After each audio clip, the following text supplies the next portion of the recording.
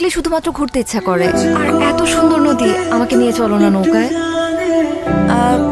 ঘোরা তো যায়, কিন্তু ওরা তো ঘন্টায় 500 টাকার নিচে ঘুরে না। আর আমার কাছেও আজকে বাড়তি টাকা নেই। এসা আজকে থাক না, আমার কাছেও টাকা নেই। আমরা না হলে আরেকদিন প্ল্যান করে এসে ঘুরে যাব। আমি কি তোমাদেরকে বলছি যে তোমাদেরকে টাকা দিতে হবে? তোমরা কেন এটা নিয়ে এত চিন্তা করতেছো? চলো আমরা 1 ঘন্টার জন্য ঘুরে তারপর যে যার বাসায় চলে যাবো। চলো চলো।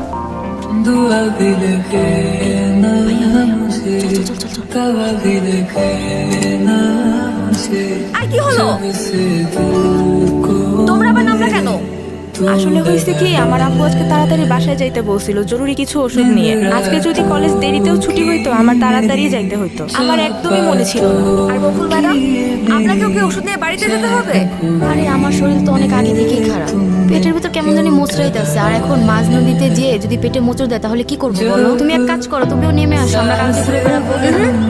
তোমাদের জন্য তো আমি আমার নৌকা ভ্রমণ ক্যান্সেল করতে পারবো না। তোমরা যাও। চাচা বোট ছাড়েন। কি অবস্থা, কেমন আছেন?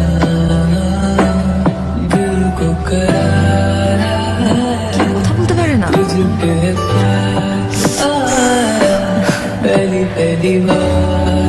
বস, আপনি ওই দিন ছেলেটাকে যে থাপ্পড়টা দিলেন না, আমি তো দেখেই ফিদা হয়ে গেছি।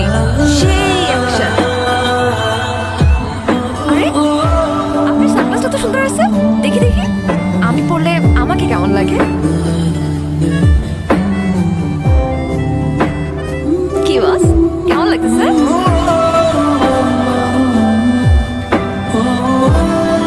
আপনি বাইকটাও কিন্তু সেই চালান, হেভি এন্ট্রি নেন আপনি। আমার তো দেখেই সুন্দর লাগে। আপনি কি আমাকে বাইক চালানো শেখাবেন? এক কাজ করি, আমরা কালকে বাইকটা চালানো শিখি। ও না না না না না, কালকে তো পারবো না, কালকে তো ইম্পর্টেন্ট ক্লাস আছে, সামনে পরীক্ষা। ক্লাস তো বাদ দেওয়া যাবে না। আমরা পরের দিন, পরশুদিন আমরা শিখবো। টাইম আর জায়গা আমি আপনাকে জানিয়ে দিব, ঠিক আছে বস? রোদ লাগতেছে তাই না? Sorry boss. সুন্দর লাগতেছে কিন্তু।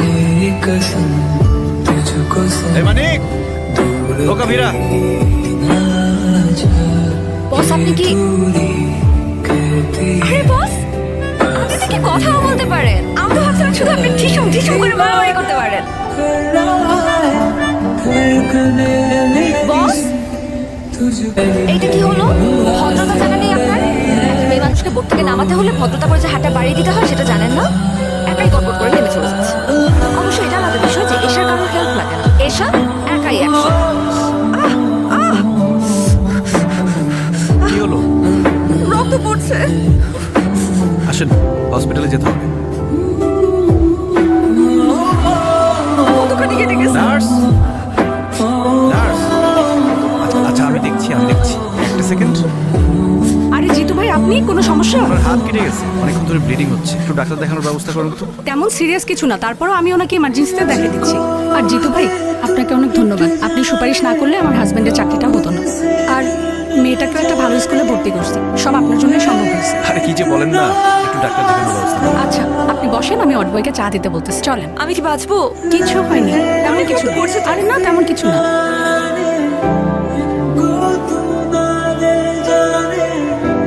রিপন ভাই, জিতু, তুমি এখানে? তুমি কাঁদতেছো কেন?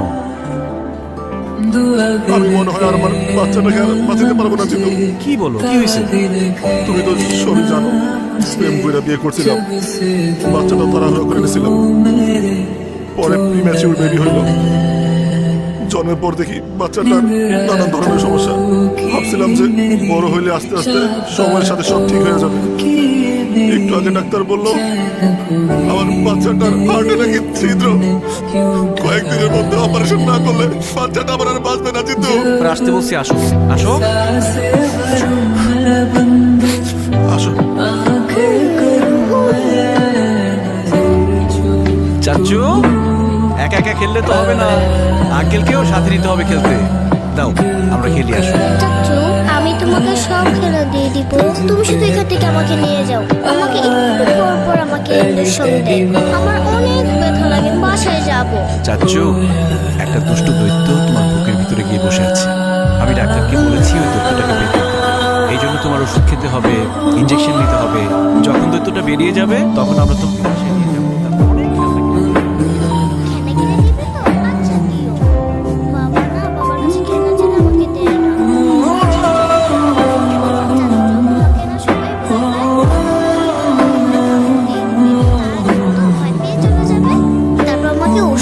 ইঞ্জেকশন কিচ্ছু দিতে হবে না। না রে চাচ্চু, দৈত্যকে বের করতে হলে ইঞ্জেকশন নিতে হবে। বকা দিলে যাবে না। আর আমাকে সবাই ভয় পায়, তোমাকে কে বলেছে? বাবা মাকে বলছিল, আমি শুনে চলেছি। আজকে ওর অপারেশনের টাকা পুরোটাই দিতে দিচ্ছে। না থাকতো আমরা আমাদের মেয়েকে বাঁচাতে পারতাম না। আরে ভাবির সামনে বাচ্চার সামনে বাদ দাও তো। তুমি না বলো দিল, আল্লাহ আপনার অনেক ভালো করবো ভাই, অনেক ভালো করবো। দোয়া করি। আসো আমরা খেলি। এই যে ধরো ফোন ধরো। হ্যালো,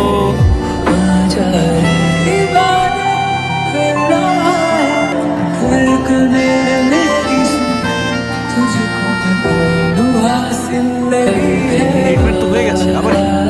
ট্রিটমেন্ট হয়ে গেছে তো কি হয়েছে? আমাকে বাসায় দিয়ে আসতে হবে না। আর